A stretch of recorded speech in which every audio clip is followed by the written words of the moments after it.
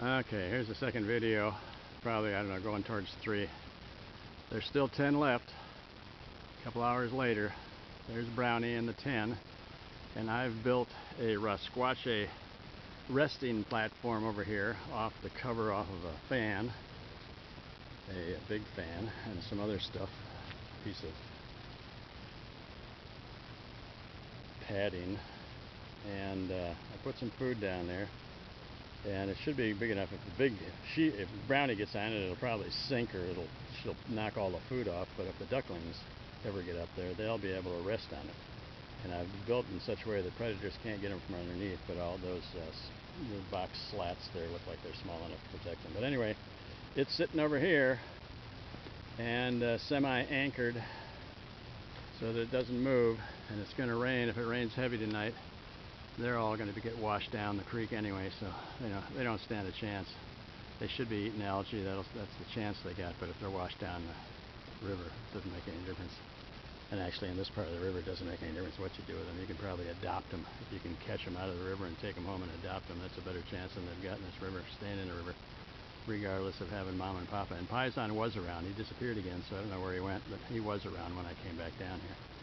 But she's not trusting me enough to come back up here and check this. I tried to coax them down, did everything I can to coax them down to get down there, but no, couldn't get her. It's too fresh because the first couple of days are critical. So she doesn't trust anybody, even me, the guy that's been feeding her ever since she showed up in the river, more or less, with the other 7.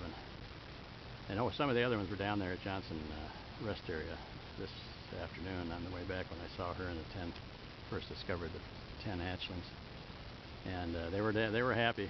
They've been gone for a week or 2, and you can tell they come right up to me. They come right up in my legs. I'm walking all over my feet, my shoes, and whatever. When it rains and it's muddy, they get me all muddy. Okay, this is it. April 3rd, 2015. Now she's going to fly up again, expecting them to follow her. And these dumb ducks don't know that their little hatchlings can't fly.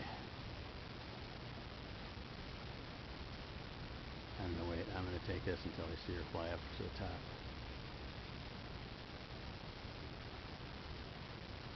She's about ready to. She's going to any second now. She's going to fly up.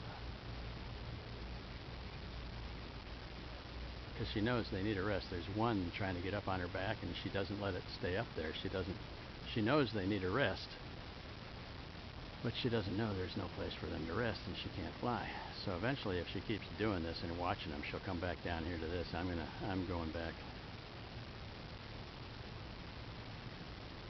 No, come on, I want to get the video of you going back. Oh no, she's coming back. You're going to come back down here? Now you're going to come back down here? Huh? She got them following her. They're going to follow her wherever she goes. That's the survival. Yeah, well.